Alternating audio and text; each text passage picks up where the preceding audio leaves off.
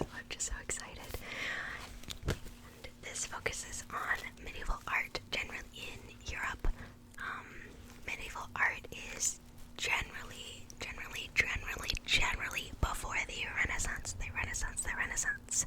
So all art before that, usually a lot of people think of it as the very disproportionate kind of funky looking art, kind of like this little Jesus on the cross right here, this little Jesus. If you can see it, he's got kind of weird proportions. He's got a little bit of a belly, a little bit of a belly, a little bit of a belly. Generally, medieval art in this time period was used in churches, so a lot of the medieval art that I'm going to be reading about is going to be religious artwork, specifically relating to Catholicism or / Christianity. Because again, a lot of medieval art in this time period, a lot of what we can see is in the church. So, because these are academic papers, we are going to read some of the abstracts and conclusions. I don't want to bore you with an entire one, but let me just find a good one.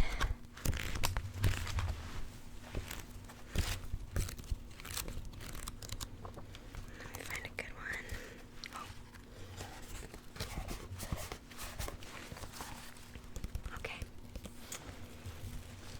So, we'll go ahead and read the abstract and conclusion of this one. This is by Anne L. Williams, and it is called Imago Humilis, Humor, Irony, and the Rhetorical Wit of the Sacred in the Arena Chapel in Padua. So, the abstract. In 1986, Andrew Ladis identified the extensive visual humor in the Arena Chapel's pictorial cycle as a testament to the master painter Giotto di Boni's legendary wit.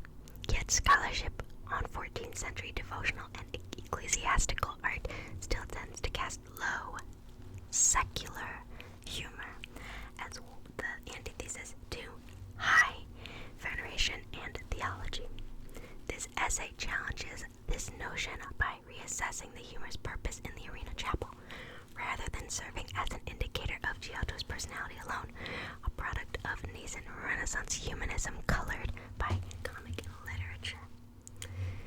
Oops, I missed mine. Okay. Humor played a role in the cycle's scheme of paradoxical contrasts, or oppositito. Its presence likely motivated in part by ties to heretical traditions favored particularly by Franciscans. Humor and wit were intimately tied to the dynamic of opposito in the Sermono Humilis, a sermon in a plain or humble style, a genre preached daily and considered most appropriate for conveying the irony of the Christian God's incarnation, the focus of Giotto's pictorial program. That was a pretty loaded abstract. So. Okay. What I got from that abstract is this certain writing right here. This writing is going to be discussing the chapel, specifically the Arena Chapel in Padua, and how that artist, who is pre-Renaissance, what it seemed like, focused on humor and wit, specifically in the incantation in the cycle. I believe it was the pictorial cycle. Yes, so the pictorial cycle is generally something on the top of the church. If I am remembering correctly, it's generally on top of the church. A lot of medieval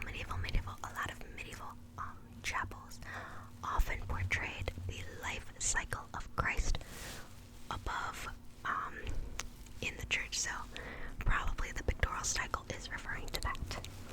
Okay, let's go read another one. Okay, let me see. Oh, first though, let me see if there are some images of that cycle.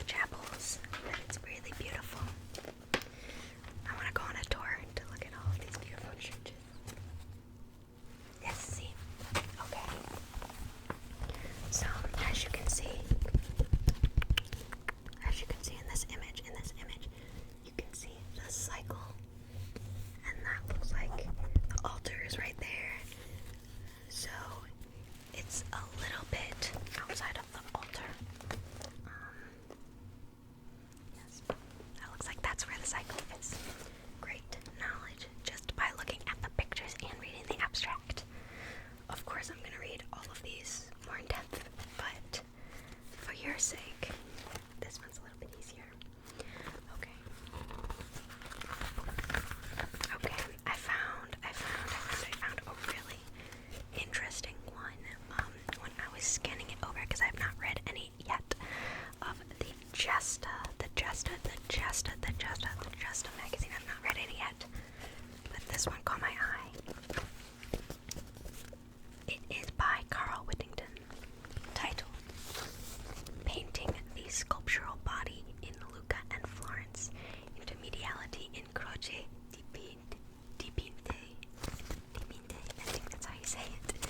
I do want to learn Italian, but sadly my Italian is not that good. I'm more of a French person. Okay. This abstract's a little long. Listen up. One of the most common ways that art historians have described the naturalism of 14th century paintings in Italy is to characterize the painting figures as sculptural, calling and occupation of pictorial space. So as I mentioned earlier, a lot of these pictures, when you think about medieval art, you think about those really static, not super vibrant body poses and proportions. So I think that's what it's referring to. Okay. This article traces the sculptural body in painting back to the 12th century rather than forward towards the Renaissance, by demonstrating the ways in which the painted crosses, croce dipinte, in central and northern Italy engage with sculpted crucifixes and their pictorial strategies, material effects, and devotional function. Rather than seeing the weighty sculptural body of Giotto's painted cross in Santa Maria Novella as a break from tradition, I place it within a long series of examples that evoke sculpted models, and in some cases operate as